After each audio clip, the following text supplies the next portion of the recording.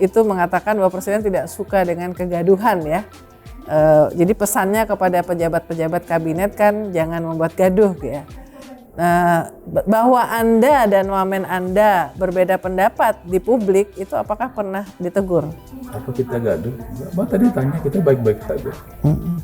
Tapi buat media, buat publik jadinya aneh. Kok dalam satu perahu, ini bukan hanya perahu dari kabinet ya, tapi dalam satu kementerian kok berbeda pendapat secara terbuka di depan publik? Perbedaan pendapat kan wajar ya, dan pembagian tugas kan sudah saya lakukan. Ya, wamen saya sudah tugaskan untuk khusus investasi luar negeri. Dari awal sudah begitu. Tidak pernah ada teguran dari Presiden atau dari Seskap soal ini? Dan Mbak, temannya Seskap, temannya lain, boleh tanya lah, ya. Jangan tanya saya, ya. Oke.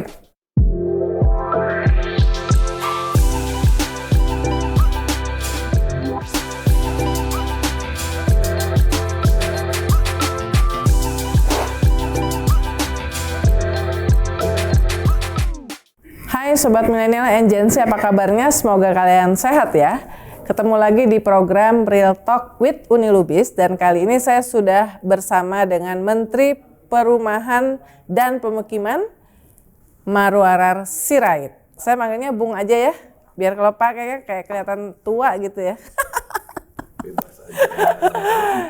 Iya, jadi tahu nggak teman-teman, saya itu tertarik ya, pengen wawancara itu sebenarnya awalnya bukan karena tupoksinya ya, tapi karena saya melihat di sebuah postingan ruang kerjanya artistik, jadi banyak ada kain-kain ulos, kemudian hiasan-hiasan ya, kemudian ada foto-foto, terus saya WhatsApp, wah ruangannya artistik nih. Kayaknya pengen wawancara di ruangannya, jadilah kita, sebenarnya udah malam nggak apa-apa ya. Ya tadi sebelum kita ngobrol dengan Pak Menteri, saya mendapatkan update dari Eselon 1 ya, mulai dari Pak Sekjen, Dirjen, kemudian Pak Irjen tentang apa yang sudah dilakukan oleh PKP ya, Kementerian PKP. Jadi sebenarnya menurut data-data yang dipaparkan tuh sudah ada progres ya. Tapi Wakil Menteri Anda, Fahri Hamzah, itu mengatakan bahwa 10 bulan terakhir itu masih nol dan minta maaf kepada Menko-nya, dalam hal ini adalah Agus Harimurti Yudhoyono. Kenapa kok bisa seperti itu? Mbak udah wawancara Pak Ahy loh? Belum. Nanti dia akan menjadi pembicara di Indonesia Summit BIDN. Bagus tuh, karena rapat 2 minggu lalu dia hadir sama kita rapat kabinet paripurna ke-8 sama Presiden. Jadi mungkin sebaiknya bisa tanya bagaimana pandangan Bapak Presiden terhadap kinerja kementerian kami. Karena yang menilai kami kan tentu Bapak Presiden.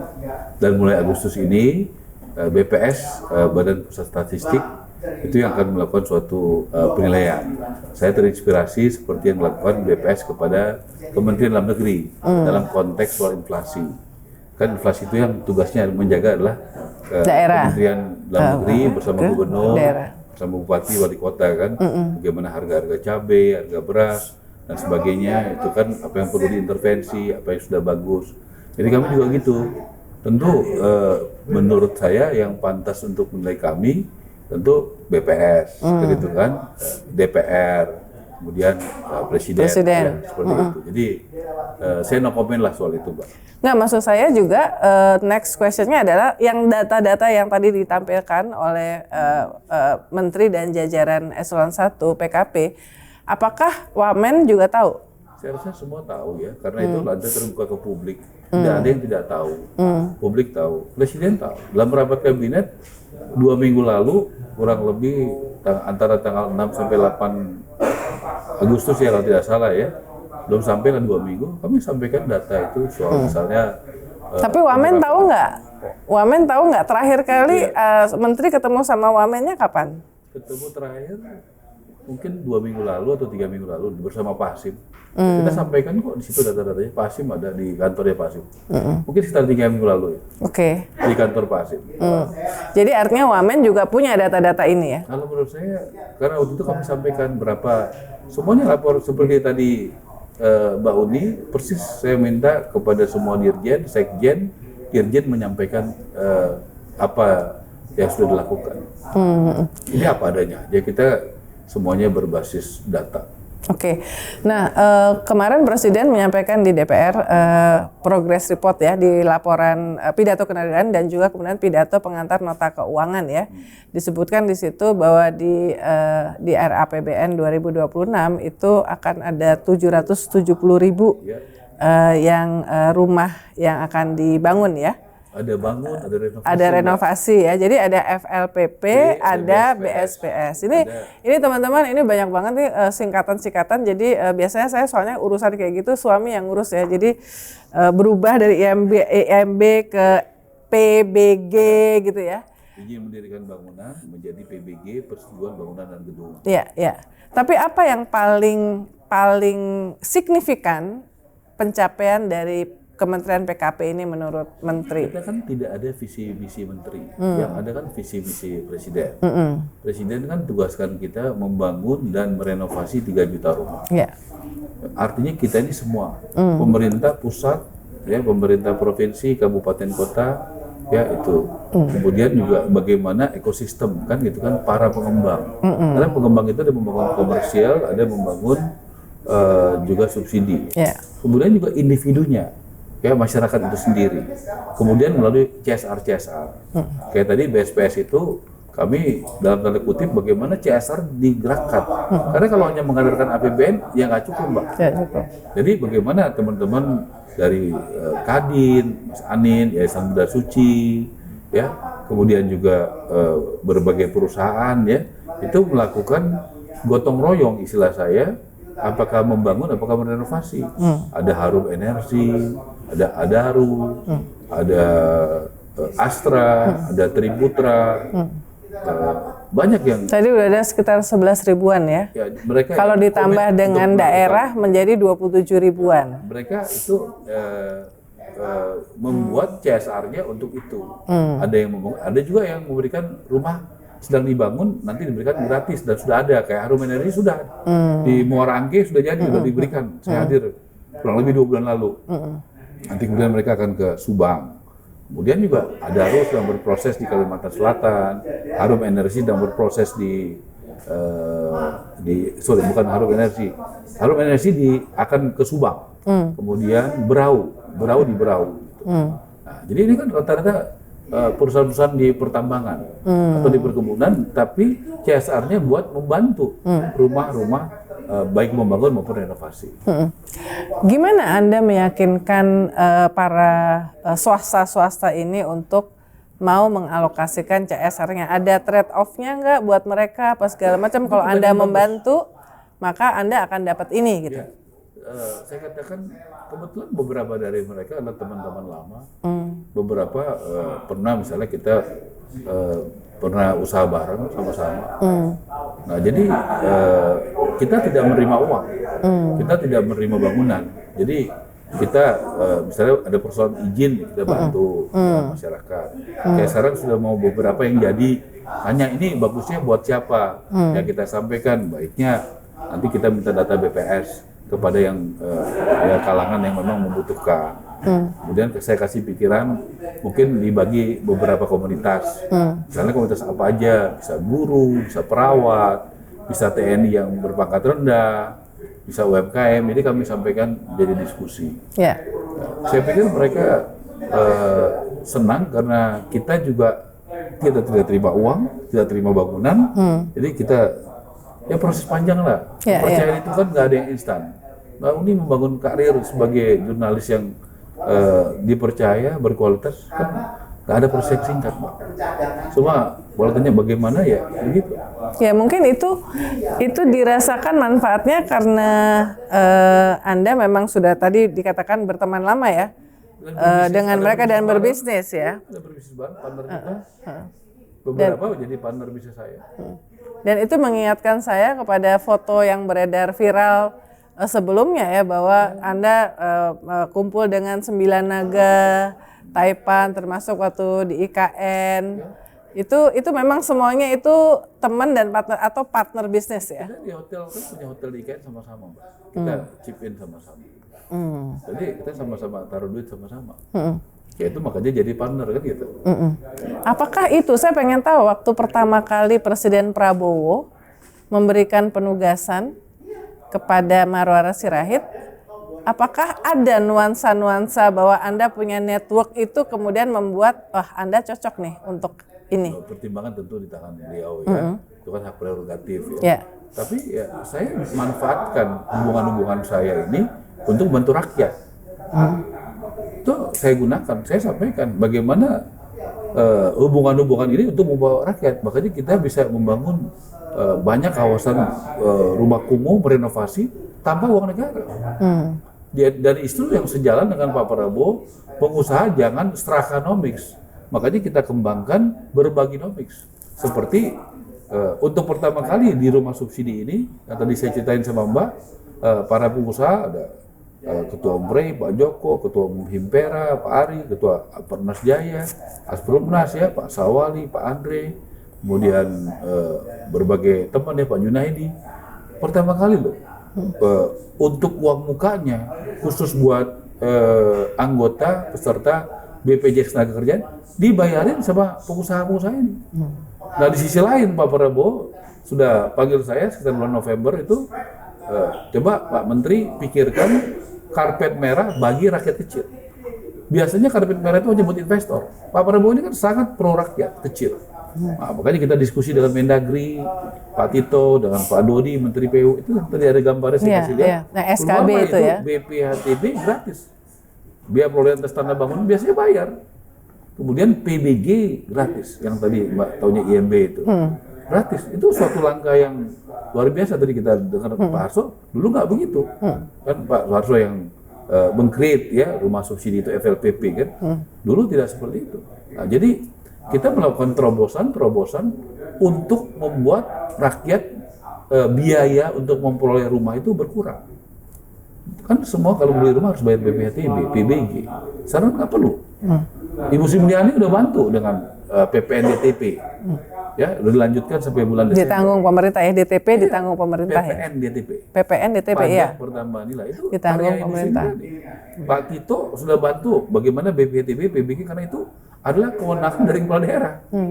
Ya, tadi saya udah cerita. Dan kepala daerahnya juga ini ya, sudah banyak yang membuat istilahnya perkada ya. Perkada kepala daerah. Ya. Walaupun tadi kan waktunya agak lama, November kita ini baru sudah tercapai 509 ya, semuanya daerah sudah ya? sekarang.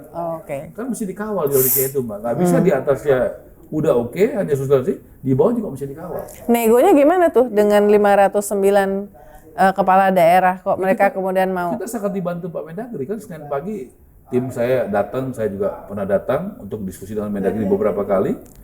Itu Pak Mendagri bisa menjelaskan karena pasti kepala daerah kan, ini akan mengurangi PAD, ya kan? Tapi kan PAD-nya itu ini kan masa sih dapat PAD dari rakyat kecil? Bukannya kan rakyat kecil itu kan diberikan insentif. Tapi kalau yang menengah atas kita harus bayar, Mbak. Jadi kebijakan ini ke bawahnya dikasih gratis, kalau yang ke atas yaitu yang tidak MBR ya, ini masyarakat berpenghasilan rendah, itu kebijakannya itu hanya untuk itu. Oke, banyak foto-foto termasuk di ruangan sebelah ya, dengan tokoh-tokoh, dengan segala macam. Saya ingin mulai ya masyarakat, kemudian ya rumah subsidi ya. Tadi lihat ada guru ya. Ada Majelis Ulama Indonesia ya, semua ada dai, ada jurnalis juga lewat Menkom Digi ya. Ada. Nah, saya mau lihat bagaimana proses orang-orang itu berperan dalam mendukung atau mempermudah kerja-kerja Anda sebagai Menteri PKP ya. Saya mulai dari yang ini menarik nih, fotonya nanti ditampilin ya insertnya. Ini lagi ngomongin apa ini? Ini kapan ini kira-kira? Saya sudah jadi menteri atau sebelum? Sudah jadi menteri. Ini di istana. Oke, di istana ya. Jakarta ini. Waktu itu apa yang disampaikan Presiden di pertemuan ini? Saya belajar ya dari orang tua saya pada saat menjadi pejabat. Ini orang tuanya, ya, Pak Sabam Sirait. Beliau ngajarin kami politik itu suci, kekuasaan itu, power itu untuk membela yang benar dan membantu yang lemah. Makanya namanya politik itu suci. Kekuasaan itu digunakan untuk membela yang benar dan membantu yang lemah. Di sini ada gambar banyak petani nelayan, karena bapak saya sangat sekali senang itu di backgroundnya Mbak ya, petani nelayan. Ini bunga Wijaya Kusuma yang hanya itu jam 12 malam, dia senang sekali bunga Wijaya Kusuma. Nah jadi bagaimana kita pegangnya apa sih aturan? Harus dipegang aturan undang-undang. Walaupun kita belajar dari Pak Prabowo, dia mau membuat Danantara dengan tujuan bagaimana memaksimalkan energi kekuatan dalam negeri kita, dibuat Danantara, undang-undang BUMN dirubah. Jadi tidak melanggar aturan. Jangan aturan itu menghambat kita berbuat baik. Itu pola pikir yang salah. Kan itu, niatnya dulu, tujuannya dulu. Kalau ada aturan yang menghambat niat baik, kan bagus. Kayak saya Danantara membantu saya tadi malam dengan Pak Rosan, kur perumahan pertama kali dibuat di Indonesia, itu ada dari foto di Singapura. Nah, makanya saya pasang.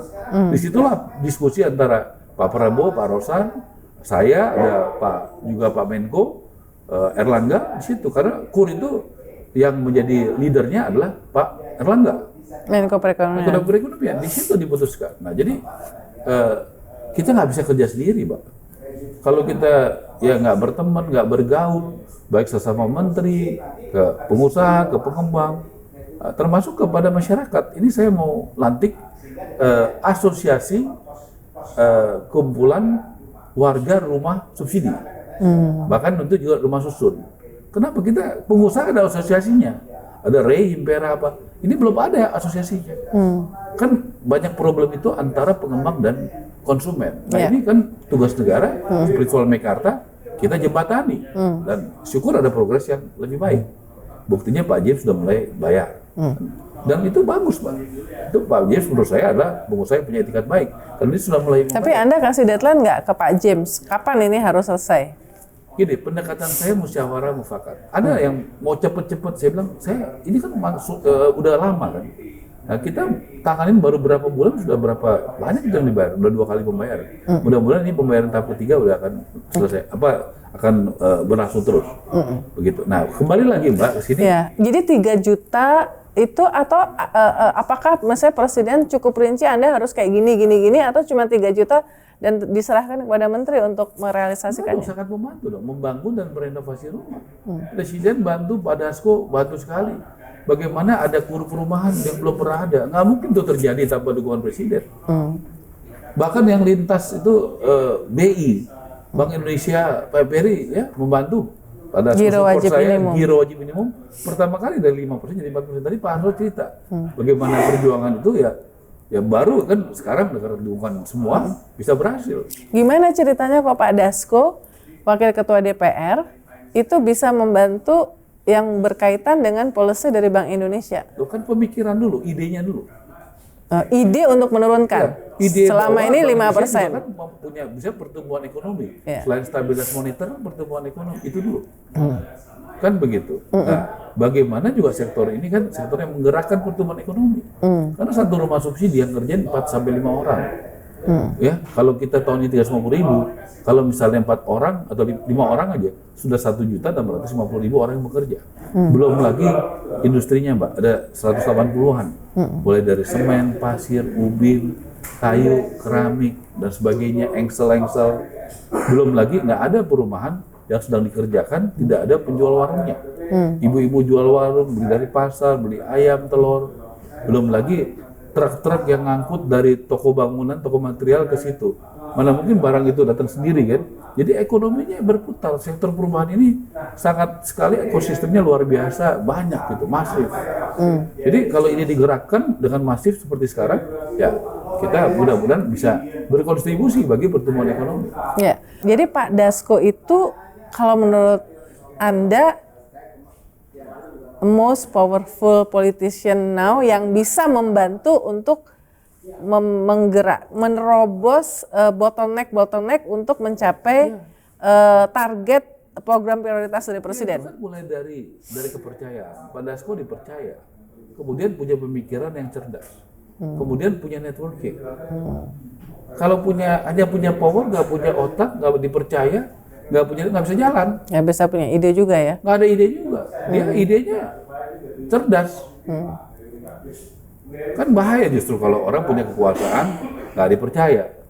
nggak cerdas juga, nggak punya networking, bagaimana mau jalan? Jadi GWM turun dari 5% ke 4%. Makanya kita itu tadi sudah dijelaskan sama Mbak bagaimana data-datanya tadi kan. Ya, dan itu membantu meningkatkan kuota perumahan yang karena tadi bisa 20.000 lebih luas. jadi ke 50.000. Kan waktu saya jadi menteri kan 220.000, boleh dicek. Itu kan baru berubah itu kira-kira bulan Mei. Karena apa? Karena program ini sangat bagus, Pak. Mbak cek deh kepada pengembang-pengembang, kepada masyarakat. Kemarin 2 hari lalu kita karnaval, kita real itu hadirkan. Memang di situ ada pedagang rongsokan yang dapat, ada guru yang dapat, ada supir Transjakarta yang dapat, ada TNI yang dapat, ada berbagai. Jelas kok ada di Instagram saya semua, dan saya nggak pakai orang yang makin diseragamin baju tentara, diseragamin ya emang guru ya guru bener, pedagang barang bekas ya pedagang barang bekas bener. Jadi ini luar biasa Pak, dan saya sangat hormat kepada Pak Suharto Monoarfa yang menciptakan mantan Menteri Perumahan mantan Menteri Perumahan. Berapa ngajarin kita apa yang terjadi kita sekarang tidak lepas dari jasa baik pemerintahan presiden-presiden sebelumnya, termasuk menteri-menteri sebelumnya. Ya, saya meneruskan dong apa yang udah baik. Ini menterinya Pak Harso, presidennya siapa? Pak SBY. Ya, saya sampaikan Pak, saya ketemu Pak SBY, saya ucapkan terima kasih Pak SBY atas karya Bapak. Pak Harso, ini saya mau kasih penghargaan tanggal 25. Dan sama di rapat kabinet saya kasih tahu depan presiden, Pak AHY juga dengar ini berada pada saat zaman Presiden SBY. Oke, jadi FLPP itu teman-teman itu rumah subsidi lah kira-kira ya. BS itu renovasi. Rumah ya. yang tidak layak huni. Ya, jadi kemudian direnovasi. Huni itu sekitar 26 juta. Ya. Program andalannya BSPS. BSPS itu dari APBN. Duitnya kan tentu dibantu dengan gotong royong dari swasta ini. Dan kemudian Pemda ya tadi ya. Sama yang belum punya rumah 9,9 juta, programnya namanya rumah subsidi. Nah, dibantu juga swasta-swasta, para pengusaha yang sudah sukses-sukses ini juga membangun rumah-rumah, diberikan gratis kepada rakyat. Gitu, Mbak. Jadi FLPP kemudian BSBS sudah ada sebelumnya. BSPS sudah ada sebelumnya ya. Udah. Jadi yang benar-benar baru kreasi yang muncul di era Anda sebagai menteri berarti KUR, GWM. Bagaimana GWMB? Yang melahirkan peningkatan kuota yang luar biasa dari 220 jadi ke 50. Kemudian apa yang pro rakyat? Itu kuotanya itu pro rakyat, karena itu bukan rumah mewah, rumah buat rakyat, rumah subsidi. Dari 220.000 ke 350.000 naik 130.000, berarti naik kurang lebih 60%, Mbak. Berarti ada tambahan 160.000 orang lagi yang menikmati itu tahun ini. Nah, yang kedua tadi BPATB, kalau Mbak bilang tadi kreatif, enggak, itu saya nggak ada kreativitas yang bagaimana. Semua perintah presiden saya berusaha jalanin. Pak Menteri pikirkan kebijakan karpet merah bagi rakyat kecil di perumahan. Itu kita buat PBG gratis, persetujuan bangunan gedung gratis yang dulu namanya IMB. P itu dibantu oleh Pak Mendagri. Kemudian tadi kan PBG, BPATB gratis. Kemudian Ibu Sri Mulyani support gitu. Tadinya sampai bulan Juni aja PPNDTP itu. Sekarang sampai bulan Desember tahun ini, Mbak. Jadi itulah kebijakan-kebijakan nggak bisa kerja sendiri. Ibu Sri Mulyani bantu. Menteri SDM juga bantu Pak Bahlil dengan CSR dari perusahaan-perusahaan pertambangan. Saya baru mungkin bulan lalu dari Kerawang itu saya diajak ke sana, diundang, ada investor dari China, kalau nggak salah RRC, ada kerjasama dengan Antam kalau nggak salah ya Mbak ya, atau dengan apalah BUMN. Saya sampaikan kalau boleh mereka membangun rumah karyawannya, kan itu saling bantu Mbak, supaya karyawannya juga punya rumah yang layak Mbak. Jadi kita kerjasama nggak sendiri, Pak Rosan bantu. Perumahan Pak Rosan, Pak Menko, Pak Erlangga, Ibu Sri Mulyani. Jadi nggak bisa kerja sendiri. Pak Erik juga bantu, dan antara semua BUMN bantu, Mbak. KUR ini kan yang paling baru ya? Tidak pernah ada. Jadi paling baru 6 hari yang lalu ya? Yang Permenko-nya, bukan? Iya, Permenko-nya kan nanti kita keluarkan. Mudah-mudahan minggu depan kita sosialisasi. Doakan kami akan mulai, rencananya saya sudah bicara sama Pak Gubernur Jakarta. Untuk Pemda kita akan mulai dengan Pemda Jakarta. Karena banyak kontraktor Jakarta kan. Nah, kemudian kalau kampus kita akan mulai dengan ITB, Pak. Saya juga ada persiapan dengan UI. Jadi kenapa ekosistemnya kan alumni ITB, alumni UI mungkin yang kontraktor, developer kan banyak. Ini kan bunganya disubsidi. Jadi kan, pertanyaan dari rakyatnya, gimana rakyat bisa mengakses KUR ini? Secara singkatnya. Secara singkat ya tentu mereka itu mesti memenuhi syarat. Rakyat itu kan rakyat bawah, menengah, atas. Semua rakyat. Rakyat menengah juga kita mesti urus, Mbak. Ya, supaya ada pemerataan. Orang kan kalau mau proses dari bawah ke tengah ke atas. Iya kan? Yang ke tengah ini juga kita urus. Kalau rakyat kecil tadi kan BPTB, PBG, PBN, kuota itu kan buat rakyat kecil. BSPS itu kan buat rakyat kecil. Ya. Nah, tentu rakyat menengah juga kita mesti urus. Nggak bisa rakyat menengah kita nggak urus, Mbak. Rakyat kelas menengah Indonesia banyak loh. Ya. Ya, jadi kita urus dengan salah satunya KUR, kredit usaha rakyat di bidang perumahan. Ini Pak Prabowo itu maestro. Maestro itu melahirkan masterpiece. Kenapa masterpiece? Ya belum pernah ada KUR perumahan. Jadi sesudah abolisi dan amnesti, abolisi ke Tom Lembong dan amnesti ke Hasto, KUR perumahan menurut Anda adalah masterpiece-nya Di bidang Presiden perumahan. Prabowo di bidang perumahan. Karena belum pernah ada. Coba jelaskan saya. Siapa yang pernah membuat KUR perumahan selain Presiden Prabowo? Ini 170 triliun kalau nggak salah ya? Sekitar 130 triliunan ya. Sekitar. Luar biasa dari segi supply dan demand. Supply-nya kontraktor, developer, toko bangunan, yang ini kan homestay, yang bisa buat jualan online di rumahnya. Wah, ini hidup sekali, Mbak. Doain, kita akan segera sosialisasi. Ya. Nah, Hasyim Joyo Hadikusumo kan juga mendapatkan tugas dari Presiden yang terutama kakak kandungnya untuk mengurusi sektor perumahan juga. Beliau ketua Satgas Perumahan. Gimana tuh kerja Anda berdua nih? Kita komunikasi sangat baik, ya. Dan saya diskusi sama beliau. Saya sudah minta waktu sebulan sekali, paling nggak kita sudah mulai dengan bulan lalu untuk rapat sama-sama di kantornya Pak Hasyim. Saya pikir kita komunikasi baik dan ya kita diskusikan bagaimana cara solusi untuk bisa menyelesaikan masalah perumahan. Beliau kan punya akses internasional yang luas, makanya beliau banyak bantu untuk investor-investor dari luar negeri. Saya terbatas gitu, makanya kita kan mesti memaksimalkan kelebihan kita, ya memaksimalkan sesuai dengan kompetisi kita. Kalau saya begitu, saya orang ini yang saya manfaatkan kelebihannya, bukan kekurangannya. Ya di sini dirjen-dirjennya ya apa kelebihannya itu yang dimanfaatkan. Ngapain kita memanfaatkan kekurangan orang? Rugi kita. Kita harus manfaatkan kelebihan dia untuk membangun perumahan rakyat. Apakah keuangan, apakah teknis, apakah soal lahan, apakah soal insentif fiskal, apakah soal moneter, apakah soal kualitas, apakah perlindungan konsumen. Masalahnya banyak sekali, Mbak. Nggak mungkin, jadi kita mesti bagi tugas. Saya sebagai menteri harus mengorkestrasi ini, tetapi juga membagi tugas apa orang per orang itu. Jadi kalau kita semua sama-sama ya nggak bisa, ada waktu, habis waktu, Pak.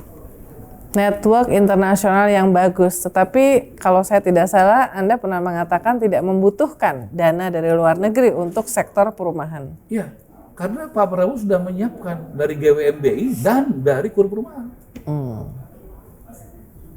Tahun ini saya sampaikan pada Presiden Prabowo, dan Pak Presiden Prabowo setuju. Pak Prabowo kan ajarkan kita berdiri di kaki sendiri. Berdikari. Sebetulnya itu kayak yang selalu disampaikan oleh Bu Mega, mantan ketua umum Anda ya? Saya hanya mau menyampaikan bahwa Pak Prabowo melakukan itu, bukan hanya mempidatokan di sektor perumahan. Dan beliau bukan nasionalisme sempit, yang asal menolak. Ada solusi dari GWMBI. Sekitar 120-130 triliun. KUR perumahan 130 triliun. Apa nggak solusi? Saya menyerap ini aja butuh tantangan. Ini bukan dari awal loh, Mbak. Bukan dari awal ada tambahan dua hal ini. Jadi Pak Prabowo itu memberikan solusi kepada kami. Bukan asal kamu tolak tidak nasionalisme. Enggak, Pak Prabowo itu orang yang juga rasional. Loh, sudah ada solusinya kok. Apa yang mesti Tapi pernah nggak Pak Hasyim menawarkan, karena networknya dari luar negeri banyak gitu, menawarkan nih ada nih negara lain atau lembaga lain yang ingin mensupport Qatar, ya. Terus gimana tuh? Ya, tentu follow up-nya. Kan saya katakan. Jadi Anda nggak menolak sama sekali? sebetulnya. Kenapa enggak, Mbak? Kalau itu adalah investasi luar negeri, bagus. Kita justru cari investor. Tapi kalau utang luar negeri, kalau kita masih bisa sendiri, ya jangan dong. Mbak bisa bedain nggak investasi sama utang? Betul. Jangan salah loh ya, jangan bisa bedain. Iya. Yang saya tolak untuk tahun ini adalah hutang luar negeri, bukan investasi luar negeri. Tapi kalau pada waktu tahun depan kita memerlukan hutang luar negeri, sesudah kita hitung begini kebutuhan, ya kenapa enggak? Tapi tahun ini ya nggak perlu, Mbak. Beda sekali investasi sama hutang, itu beda sekali. Nah, saya ngeliat dari foto-foto itu kan banyak banget ya, ketemu ini, ketemu ini, ketemu ini. Gimana sih Anda ngatur waktu untuk bertemu dengan mereka gitu? Kalau orang hebat itu nggak bisa diatur, semua Mbak. Stakeholders. Nggak bisa diatur. Bagaimana, Mbak Udia nggak bisa diatur. Mau nanya apa aja bebas. Kita nggak akan wawancara begini kalau, Mbak nggak boleh begini, nggak boleh begini. Kan bebas tanya. Kita harus selalu respect dong. Pekerjaan orang itu apa? Ya kan? Gitu dong. Apa saya atur, Mbak, wawancara apa? Minta daftar pertanyaan? Enggak. Bebas. Presiden juga minta daftar pertanyaan. Makanya saya ya katakan, kan? makanya saya katakan bahwa orang harus saling respect terhadap profesi masing-masing. Termasuk kritik juga nggak apa-apa, Mbak. Saya juga pernah ada kesalahan, masih ada draftnya aja. Saya menyampaikan bagaimana tanah di Jakarta atau di mana di Bandung itu mahal. Bagaimana banyak orang mau tinggal di kota, tapi harga tanah mahal, bikinnya kecil. Itu baru draft, belum keputusan. Tapi kalau responnya negatif, draft saja, itu kan saya sebagai pejabat publik belajar bagaimana pengambilan keputusan. Salah satunya melibatkan rakyat.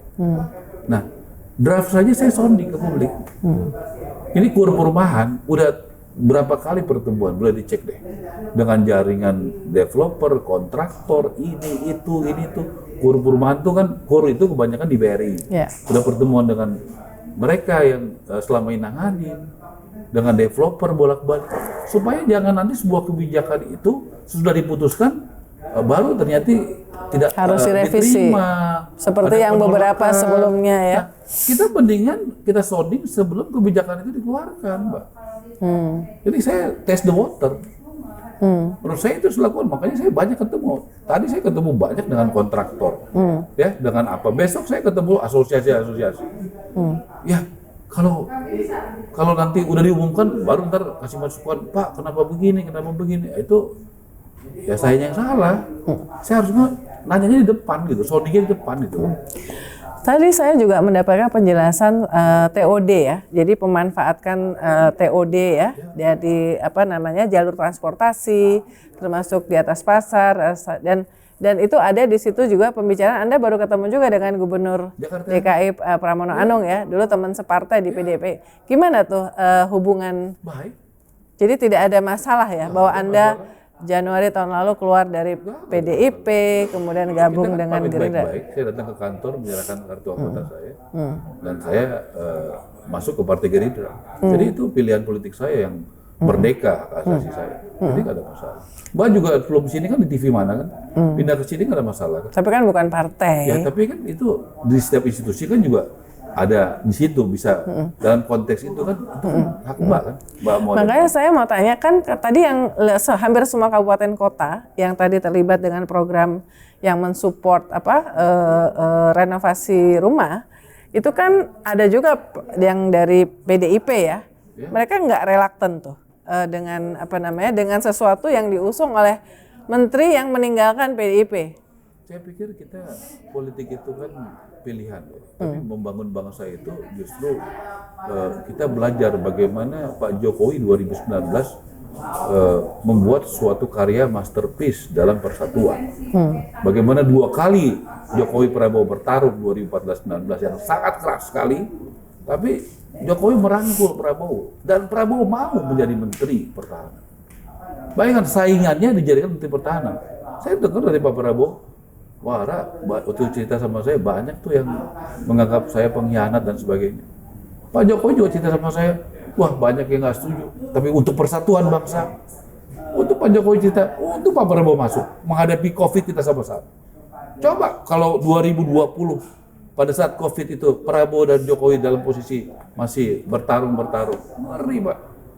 Ayo dong bersatu. Dan lanjutkan Pak Prabowo, buktinya apa? Buktinya Pak Muhaimin, cawapresnya Anies dijadikan Menko. Saya pikir inilah yang baik, Pak, masterpiece. Ayo dong, Pak Prabowo itu kita rukun, persatuan. Itu yang dia lakukan. Masalahnya Prabowo ini nggak cuma ngomong, dia kerjakan. Banyak orang cuma pidato persatuan, tapi kelakuannya tidak membuat persatuan, tidak membuat teduh. Kalau Prabowo dia lakukan. Nah, kita apakah belajar. yang Anda maksud pidato aja tapi kelakuan tidak membuat teguh? Itu Apakah siapa? inkonsistensi dong. Kalau kita, siapa? Gimana Anda melihat Ibu Megawati Soekarno Putri? Saya hormat sama Ibu Mega. Menghormati sama Ibu. Pasti dong, kita harus menghormati Pak SBY, saya hormati. Kita harus hormati semua pemimpin kita. Tapi orang akan menguji antara omongan dan tindakan. Omongan saya juga diuji, omongan saya dan tindakan saya. Mbak juga diuji. Kan begitu. Makanya saya kasih contoh, negara ini bersyukur. Ada contoh-contoh baik. Bagaimana persatuan itu bukan hanya dipidatokan. Kerukunan itu bukan hanya pidato. Tadi Mbak sudah singgung soal abolisi dan amnesti buat Tom Lembong dan buat Mas Hasto. Itu kan adalah pikiran besar. Bagaimana persatuan dan kerukunan menghadapi 17 Agustus, persatuan kebersamaan. Saya tahu ada kalau hanya berpikir dari segi hukum, pemberantasan korupsi, mungkin nggak setuju dengan langkah itu. Tapi ada dong yang lebih besar dari itu, yaitu persatuan kesatuan. Saya yakin mayoritas rakyat Indonesia setuju dengan abolisi itu dan amnesti itu. Ya, ada yang nggak setuju pasti. Tapi kan pemimpin itu kan harus yakin. Nah, Prabowo dia yakin dengan pilihan dia. Ya, putusan ini membuat praktis sebetulnya di parlemen kita, meskipun kita tidak mengenal istilah oposisi, tetapi kan seperti PDIP pernah oposisi di era PDIP nggak pernah oposisi. waktu di era Presiden Prabowo di luar pemerintahan ya, penyeimbang ya. Sistem kita presidensial betul benar Ibu Mega tidak ada oposisi. Yang ada penyeimbang, ya kan, menyampaikan kalau benar itu setuju, kalau misalnya tidak benar diingatkan. Dikritik. Bagus dong. Nah sekarang posisi bahwa sekarang semuanya mendukung pemerintahan Prabowo, buat kerja-kerja kementerian termasuk kementerian Anda itu pasti akan memudahkan ya? Enggak, kita banyak dinamika. Saya berapa kali mendapatkan pertanyaan kritik, ya kita harus terima. Nggak ada yang sempurna, Mbak. Siapa yang sempurna? Terus terang aja banyak kekurangan kita kok. Saya mesti... Misalnya apa yang merasa bahwa masih ada kekurangan? Terus terang aja, Mbak. Kita ini kan punya program besar. Nah, tentu salah satu permasalahan adalah soal pembiayaan. Nah, makanya pembiayaan itu kita ada langkah 2 tadi. Perumahan sama GBMI. Itu kan tidak ada sebelum pada saat kami dilantik. Pak Prabowo dilantik jadi presiden, kemudian saya dilantik jadi menteri. Apakah sudah ada GWMB dan perumahan waktu itu? Belum ada. Berarti itu inovasi nggak? Di era ini ya, di era di bawah pemerintahan Prabowo Subianto ya. Tadi Pak Arso bilang dia perjuangkan dari dulu tapi belum. Dari 9 dulu katanya ya. Sekarang berapa 4? Jadi belum pernah kan, Mbak? Kalau masih banyak kekurangan, ya masih banyak kekurangan. Saya akui kok masih banyak kekurangan. Kita terus bagaimana memikirkan supaya rakyat sesudah PPN, BPHTB, PBG gratis. Saya berpikir apalagi yang bisa dikurangi beban rakyat ini supaya bisa menjawab. Saya berpikir bagaimana supaya para pengembang ini makin maju dan makin sukses. Caranya kan dengan memberikan kuota besar, mendapatkan pekerjaan besar. Itu yang saya lakukan. Loh, kalau nggak ada kerjaannya, nggak ada kuotanya gimana? Selama ini pengembang, waktu saya dilantik Oktober akhir itu kalau ketemu saya, Pak Menteri cuma 1 aja. Kenapa? Minta kuotanya ditingkatkan. Boleh cek deh. Makanya itu jadi prioritas saya. Tapi saya baru berhasil, itu diminta dari akhir Oktober, baru berhasil kurang lebih bulan Mei, Mbak. Kan nggak bisa instan. Saya dibantu Bang Dasko, dibantu Gubernur BI, dibantu Menteri Keuangan, ya, kita koordinasi dengan BPK, BPKP, dengan Pak Letkol Teddy Seskap bantu saya. Itu nama-nama orang, makanya saya pasang fotonya, Mbak. Iya, justru saya abis ini mau tanya, karena di antara semua foto-foto, yang ada foto berdua yang Anda pasang adalah dengan Presiden, Pak Dasko, dengan Seskap Letkol Teddy ya. Iya. Fotonya main catur di ujung situ, Mbak. Iya. Oh, main caturnya di sini ya? Iya, dari ujung. Iya. Bagaimana peran dari Seskap dalam konteks ini? Ya, sangat berperan, Mbak. Saya pasang foto orang yang membantu kami, Mbak. Pasang orang tadi yang membantu kami, Pak Dasko sudah jelas membantu. Hasim ada. Bagaimana Pak Seskap mengawal kebijakan Presiden di lapangan, jalan nggak? Jalan nggak PPN-nya, Bang? Jalan nggak BPHTB-nya? Jalan nggak PBG-nya? Betul nggak kuotanya udah naik, Bang? Oh, dia cek itu? Waduh, detail banget. Dan saya harus siap loh, profesional. Karena dia kan tegas gitu. Dia tahu ukurannya, dia tahu apa yang diperintahkan Presiden kepada saya. Jadi konsistensi di lapangan itu, makanya saya bilang jangan cuma ngomong kan. Saya ngomong kan dicek di lapangan sama dia. Kan yang dicek itu kan omongannya, Mbak, tapi bagaimana realisasinya? Bagaimana CSR dari dunia usaha? Kan semua kita kasih lihat, Mbak. Oke. Nah, karena tadi mumpung tadi sudah menyinggung soal PDIP Ketua Umum, baru diangkat Sekjen Hasto yang sebelum ini dikenal bersikap lumayan kencang terhadap lawan kubu politik, ya. Gimana Anda melihat bahwa Ibu Mega mengangkat lagi itu kan Hasto? pilihan hak Ibu Mega dan PD Perjuangan. Tentu saya no comment soal itu. Saya tidak mau mencampuri urusan rumah tangga yang lain. Tidak etis, Mbak. Jadi artinya Anda tidak khawatir bahwa nanti kira-kira apakah Hasto menurut Anda akan bersikap sama seperti sebelumnya apa gimana? Saya bilang itu, saya tidak mengomentari rumah tangga orang lain. Oke. Nah, kembali ke soal RAPBN 2026 sudah ada di situ 770 rumah. Gimana terobosan selain dari KUR kemudian GWM untuk supaya target itu bisa tercapai? Ya itu jauh lebih baik daripada APBN 2025. Nah, mungkin kalau dikumpulin dukungan APBN baik membangun renovasi mungkin jauh di bawah itu, Pak. Tapi tentu kan masih ada gap. Ya. 3 juta dikurang 700.000 masih ada 2,3 juta. 2,3. Itulah yang kita membutuhkan usaha yang luar biasa, doa yang luar biasa, kolaborasi yang luar biasa, terobosan yang luar biasa. Saya kan bukan menteri yang dananya disiapkan 100%, misalnya 3 juta rumah, semuanya dari APBN itu nggak ada. 160 juta. Kalau begitu ya enak, Mbak. Kalau begitu ya kita jadi kontraktor aja gitu loh. Iya kan? Iya dong. Kalau 3 juta rumah dikali 160 juta berarti 510 triliun. Ya. Duitnya sudah ada. Ya kita jadi menteri kontraktor aja, Pak. Saya kan nggak bisa begitu di sini. Makanya anak-anak muda ini kan kreatif. Bagaimana GWMBI, bagaimana KUR perumahan, bagaimana CSR. Tapi bagus, keadaan ini tidak membuat kita kalah, tidak membuat kita menyerah. Dan Pak Prabowo mengajarkan kita turun ke lapangan langsung. Ketika Anda turun ke lapangan langsung, apa yang paling menjadi keluhan dari masyarakat? Banyak, Mbak. Pasti harapannya dapat rumah cepat, berkualitas, semuanya dapat. Rakyat itu tidak sabar, Pak.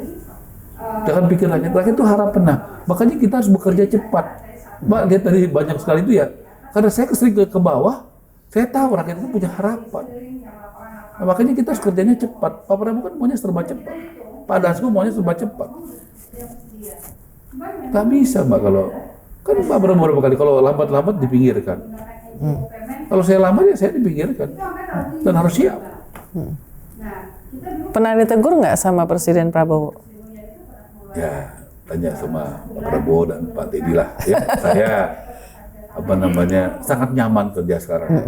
Lahir batinnya nyaman, bahagia dan semangat. Soal bahwa kan Presiden berkali-kali lewat Mensesnek, kalau secara terbuka ya, karena jubir kan, itu mengatakan bahwa Presiden tidak suka dengan kegaduhan ya. Jadi pesannya kepada pejabat-pejabat kabinet kan jangan membuat gaduh ya.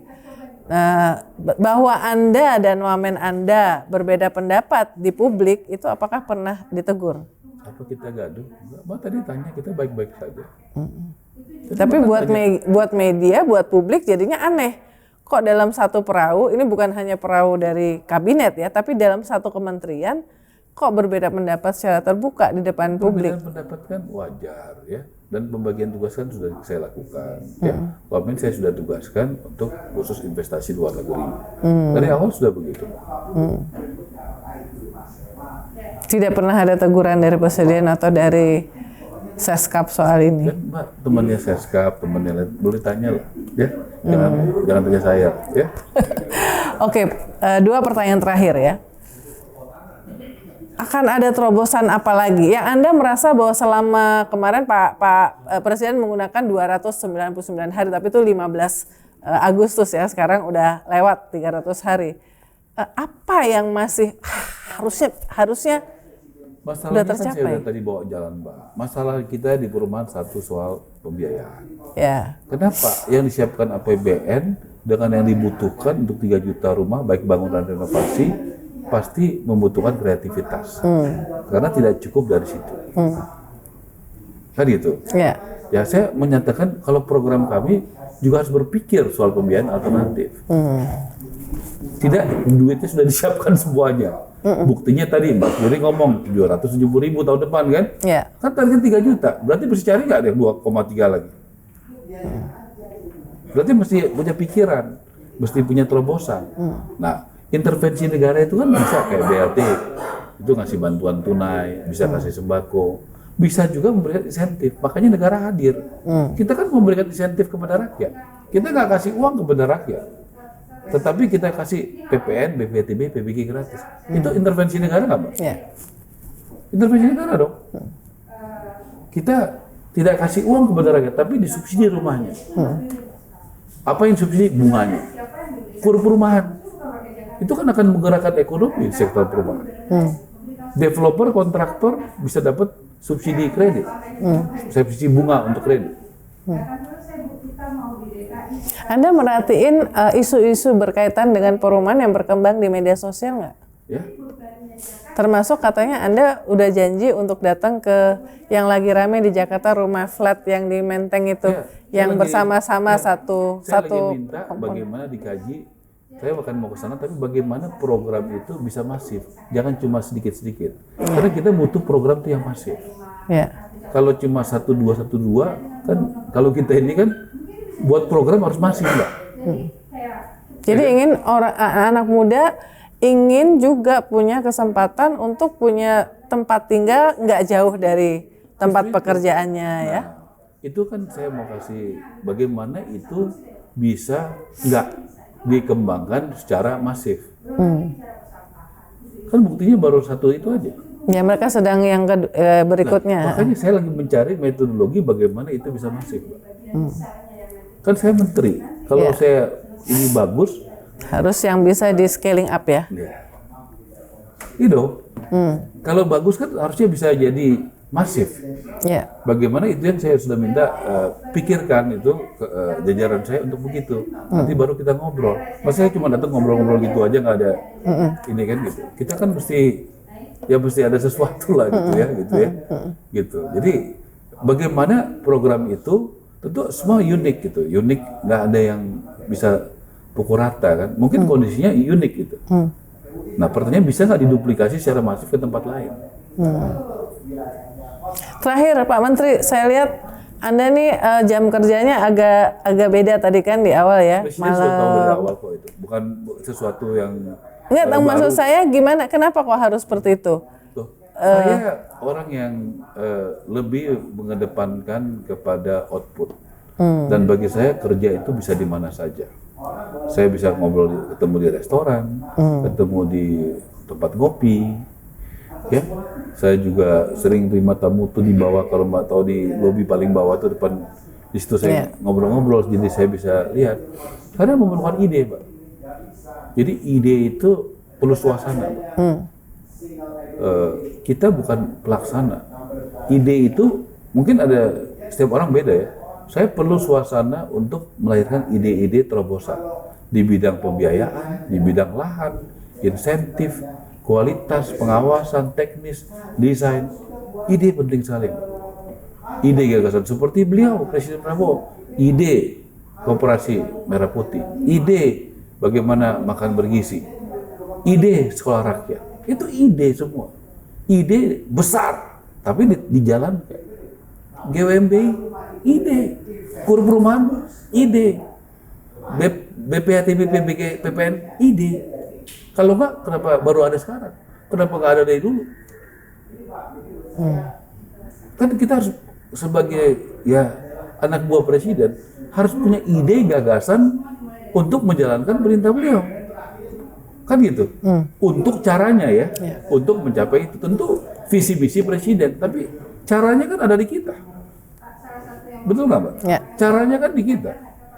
Caranya Mbak punya visi misi, EDN Times punya visi misi. Tapi Mbak sebagai Pemret punya cara bagaimana ratingnya naik, bagaimana sponsornya banyak. Caranya Mbak di situ idenya kan berbeda. Saya rasa itu adalah hal yang justru membedakan kita gitu. Kita bukan hanya pelaksana, Mbak. Kita harus punya ide, gagasan besar, Mbak. Oke. Tanpa ide itu, Mbak, kita jadi ya menteri kan levelnya bukan hanya pelaksana, Mbak. Dia harus punya ide, gagasan, dia harus punya pikiran. Terobosan dari pengalaman, dari ngobrol, dari ngopi, dari apa. Dan kadang itu gabungan dari ide kita dan ide teman-teman diskusi. Konsultan, pengusaha, masyarakat. Kita banyak belajar dari orang kecil. Saya 2 hari lalu itu senang sekali. Ada, Mbak lihat aja di video. Pedagang barang rongsokan. Bisa dapat rumah subsidi. Wah, bangga sekali saya. Saya pernah di Batam kasih sama tukang beca, Mbak. Bisa dapat rumah subsidi. Mbak datang tanggal 29 atau 28 Agustus di BB Kalio Menteng, Jalan Besuki. Kita mulai kasih buat ART, Mbak. Coba Asisten rumah tangga. Asisten rumah tangga. Ini mau cilik, Mbak. Kita kasih pertama kali, kita kasih kuota petani, nelayan, buruh.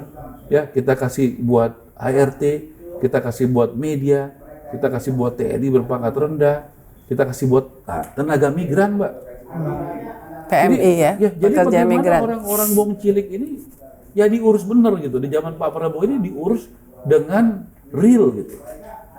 Di mana rumahnya itu ada harapan, dia berdoa di situ, dia sembahyang di situ, belajar di situ, makan di situ. Disitulah kebaikan-kebaikan negara melalui Pak Prabowo, PPN gratis, BPHTB gratis, PBG gratis. Dan tadi pengembang itu sudah mulai mau berbagi, makanya itu pengembang tadi bukan lagi Strakanomics tapi berbaginomics. Karena mereka sudah mulai mau membayarkan uang mukanya untuk anggota BPJS, peserta BPJS tenaga kerja. Itu paling banyak. Oh, Mbak, sebentar ini saya kasih tahu datanya. Saya minggu lalu di kantornya Pak Isherli, Menteri Ketenagakerjaan. Kurang lebih 3-4 bulan lalu beliau ke sini, kita sepakat kuotanya 20.000. Waktu saya datang minggu lalu, dia sudah terrealisasi 36.000. Dia minta lagi di depan publik, saya minta tambahan. Katanya mau berapa, Pak? Untuk buruh ini ya? 50.000. Saya langsung ACC, Pak. Yang paling banyak mendapatkan adalah pekerja, Pak. Dia tadinya 20.000, sudah realisasi 36.000. Tadi kan Mbak udah lihat datanya. Paling banyak buruh, Mbak. Apakah itu nggak bahagia orang-orang kecil itu? Mungkin Mbak bagus juga tanyalah ke rumah subsidi, perumahan subsidi, bagaimana bahagianya mereka. Ada beberapa orang malah yang nyicilnya lebih besar, lebih kecil daripada bayar kontrakannya. Sekarang mereka nyicilnya mirip, ya, atau lebih murah daripada bayar kontrakannya. Tapi yang ini memiliki, Mbak, cicilannya. Ujungnya dia menjadi ini sampai kapanpun nggak pernah memiliki. Kan kita harus jadikan Bong Cilik ini, rakyat ini ownership, memiliki. Jangan nanti dia sudah tua, pindah dari rumah sewa yang sana, dia udah nggak produktif. Dia harus jadi owner, dia harus jadi memiliki. Ide kita begitu, Mbak. Dan itu saya belajar Pak Prabowo, ide besar tadi. Sekolah rakyat, ya, makan bergizi. Itu ide semua, koperasi merah putih. Ide, Mbak. Tapi bedanya Prabowo, idenya dia jalanin. Oke, itu tadi obrolan saya dengan Menteri Perumahan dan Pemukiman, dan kita tentu semuanya harus dicek ya, cek fakta, data-data yang disampaikan kita lihat, dan kita menunggu implementasi tadi ya di setiap yang program-program yang tadi disampaikan oleh Pak Menteri kepada kita semua lewat saya, karena program yang pro rakyat itu harus berhasil, Pak. Jangan sampai ada korupsi, ada kebocoran, distorsi, karena yang akan dirugikan tentu saja adalah rakyat. ini kita menunggu betul ya program yang memang tadi dikatakan untuk Wong Cili, untuk tapi kelas menengahnya juga ada, tapi mostly rakyat lah ya, perumahan untuk rakyat ya. Ya, sekali lagi terima kasih atas waktunya ya. Dan ya, kita ketemu lagi untuk program Real Talk with Uni Lubis berikutnya. Salam. Wah, keren, Mbak. Emang kalau